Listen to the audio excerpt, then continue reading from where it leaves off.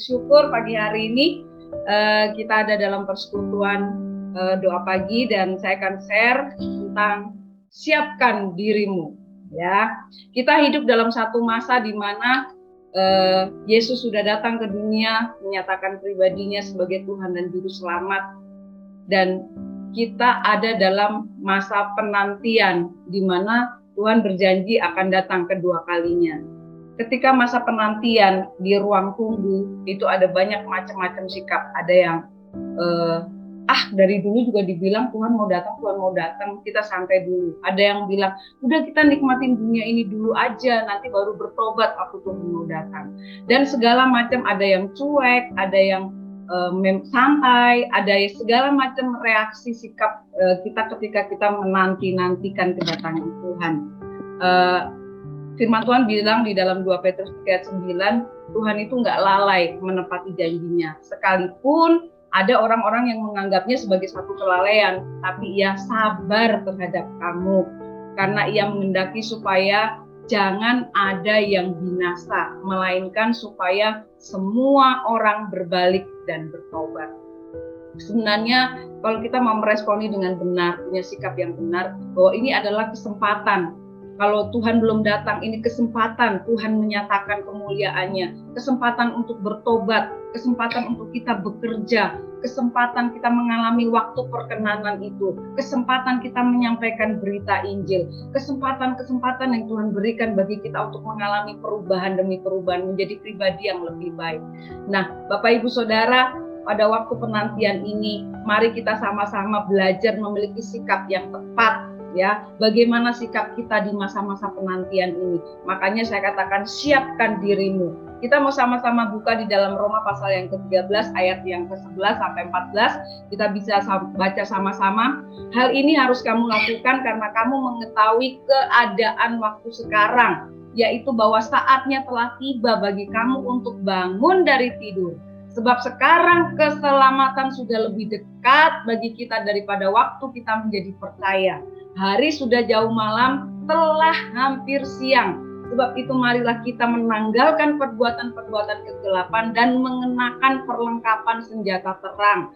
Marilah kita hidup dengan sopan seperti pada siang hari. Jangan dalam pesta pora dan kemabukan. Jangan dalam percabulan dan hawa nafsu. Jangan dalam perselisihan dan iri hati.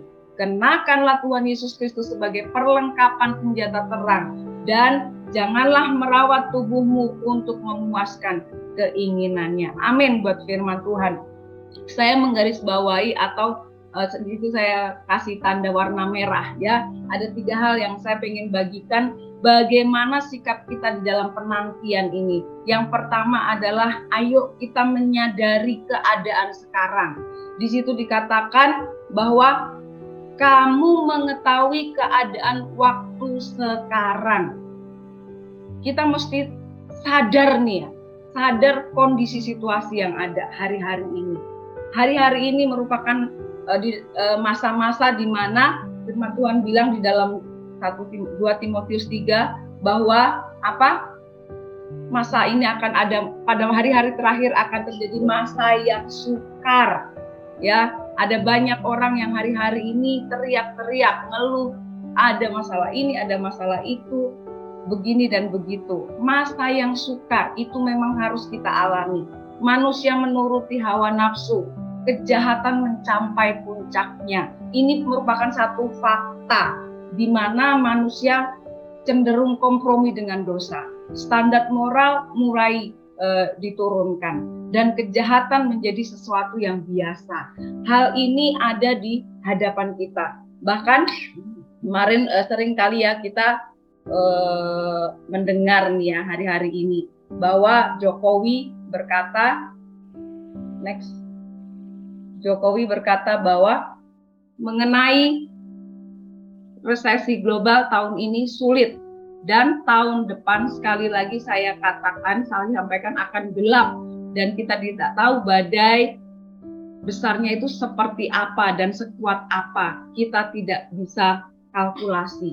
Kondisi ekonomi yang gelap gulita karena resesi, karena krisis global, karena krisis pangan, krisis energi, krisis keuangan, ini menjadi satu ancaman akan terjadi resesi global akibat pandemi, perang, perubahan iklim, dikatakan menjadi mimpi buruk di mana 66 negara ada dalam posisi rentan untuk kolaps. Ada 345 juta orang dari 82 negara kelaparan.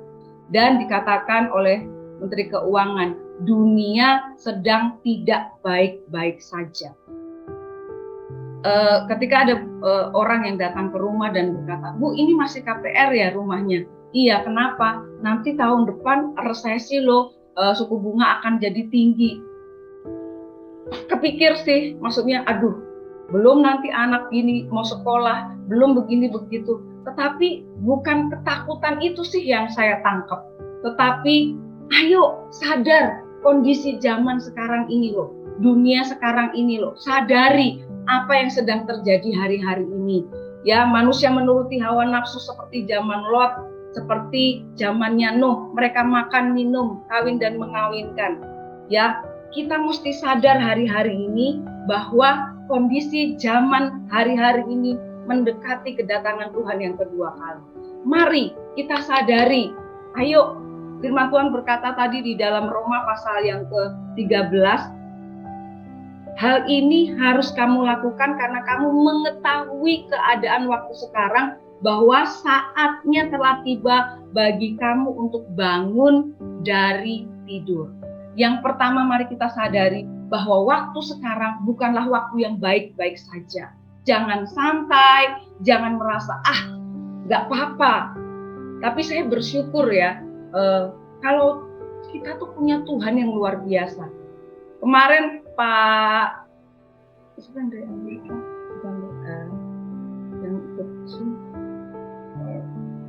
Immanuel, saya tanya Pak Immanuel, gimana Pak pengaruh perang Ukraina dan Rusia? Dia bilang, wah, kita anak-anak Tuhan tetap dipelihara sama Tuhan, Bu. Kita tetap mengalami pemeliharaan Tuhan. Puji Tuhan, kita bersyukur ya, kita punya Tuhan yang hebat, Tuhan yang dahsyat. Pagi hari ini saya nggak mau menakut-nakutin, tetapi saya pengen ayo kita sadar bahwa kondisi zaman hari-hari ini. Dan yang kedua, selain kita sadar, menyadari kondisi hari-hari ini, sadari keadaan kita.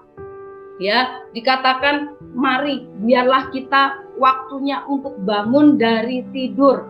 Sebab sekarang keselamatan sudah lebih dekat bagi kita daripada waktu kita menjadi percaya. Next, yang kedua adalah kita harus menyadari keadaan kita.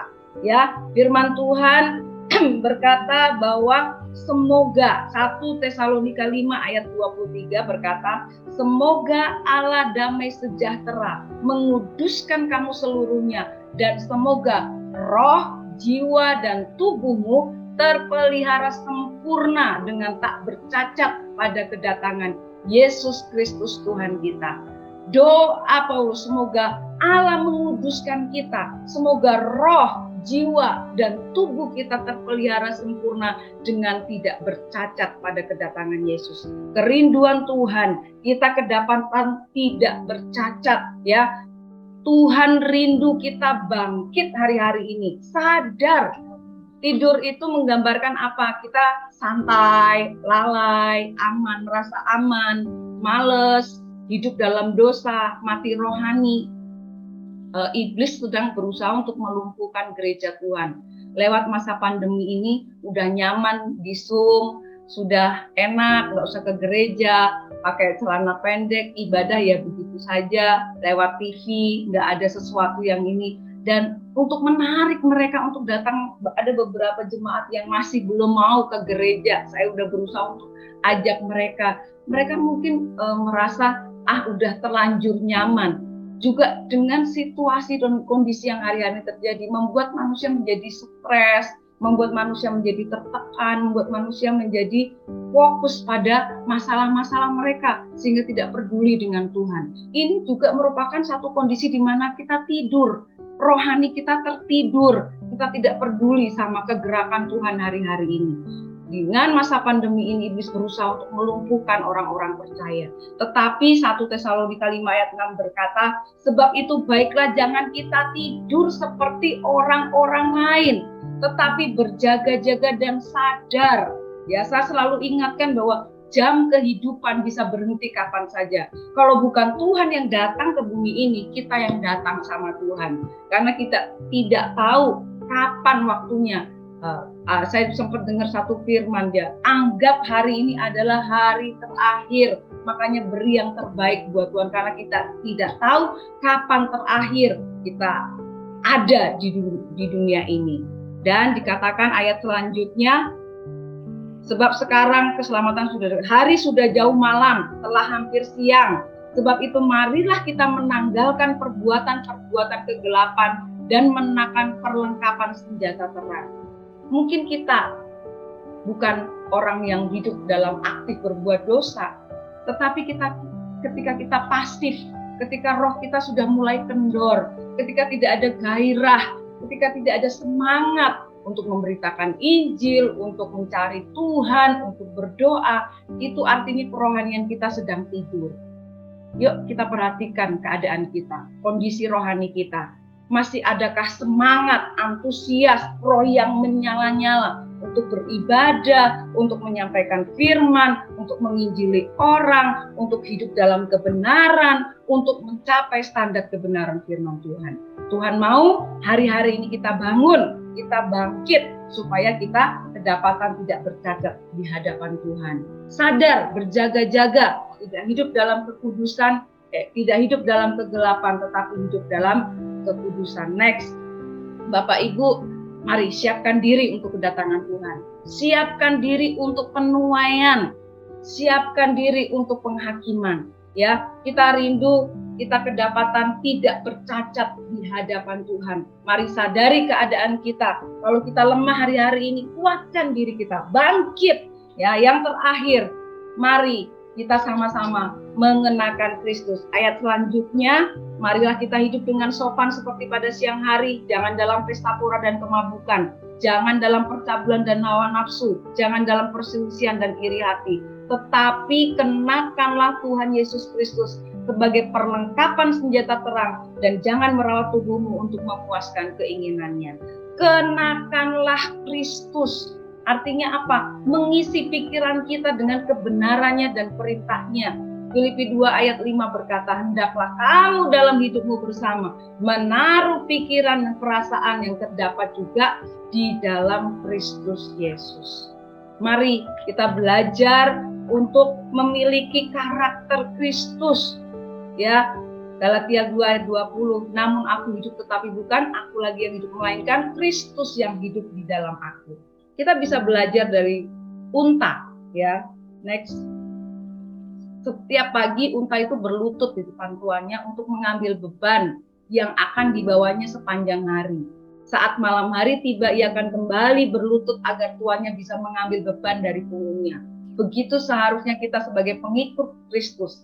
Saat pagi hari seperti ini kita datang berlutut kepada Tuhan dalam doa. Sebelum kita membawa semua beban, apa yang Tuhan taruh dalam hidup kita, apa sih maunya Tuhan, hidup yang akan kita jalani sepanjang hari, dan pada malam hari kita kembali berlutut untuk menyerahkan semua beban kehidupan kita. Bapak Ibu, saya rindu kita menghidupi karakter Kristus, di mana Yesus memiliki kerendahan hati, taat, setia sampai mati, dan memiliki kasih. Hari-hari ini kita dituntut untuk bertindak, melakukan kasih, bukan hanya berkata-kata. Di gereja kami beberapa kali kedatangan orang-orang stres, Bapak Ibu. Ada beberapa yang waktu datang dia, Bu, saya minta didoain, sampai ada Ciani bilang, Bu itu minta didoain. Oke. Waktu saya mau doakan, saya bawa ke kamar mandi, dekat kamar toilet ya. Dia malah ngoceh, nggak jelas ngomong apa gitu. Aduh, ini kayaknya orang yang orang stres nih. Waduh, terus tapi waktu nanti Bu ya saya doakan selesai ibadah. Pas ibadah selesai, saya cari-cari kemana orangnya udah nggak ada. Minggu kemarin ada lagi orang datang, sampai sekarang dia WA kami terus ngomong apa nggak jelas. Hari-hari ini ada banyak jiwa-jiwa yang tertekan, jiwa-jiwa yang membutuhkan kita, dan kita juga kedatangan ada 5 orang Muslim yang datang ke kita. Dia minta pertolongan karena katanya di masjid juga nggak ada yang nolong, saudara-saudara sudah nggak bisa tolong. Dia cari gereja, siapa tahu di gereja dia mau dia menemukan jawaban. Dan saya bilang, ibu harus ketemu dulu sama Tuhan Yesus sebagai Tuhan dan Juru Selamat. Maka Tuhan Yesus akan memberikan jalan keluar. Nah Bapak Ibu, hari-hari ini ayo dalam masa-masa penantian kita melakukan mengenakan Kristus, hidup di dalam kasih. Karena ada banyak orang yang berteriak minta tolong di sekitar kita. Mari, jika ada seorang yang ingin minta bantuan, lakukanlah. Sebab Allah sedang menjawab salah satu doa seorang melalui dirimu. Amin. Jadi kalau ada orang datang ngeluh atau minta pertolongan, jangan ditolak, jangan malah bilang, oh iya nanti saya ketemu sama Pak Roni, nanti saya minta Pak Roni doain. Jangan, mereka datang pada ibu berarti Tuhan pengen Bapak Ibu menjadi alat di dalam tangan Tuhan. Amin. Saya secara pribadi minimal 1 hari saya harus punya target. Minimal saya menguatkan, meneguhkan orang. Doa, membangun, memberi kesempatan untuk berbuat baik, menabur kasih dan melayani. Ada satu quote yang berkata bahwa Tuhan tidak punya tangan selain tangan kita. Tuhan tidak punya kaki selain kaki kita, kecuali kaki kita. Ayo, terakhir ya kita baca sama-sama ya. Boleh di-share, Adin. Ada satu pernyataan yang kita bisa baca sama-sama. Adin boleh di-share.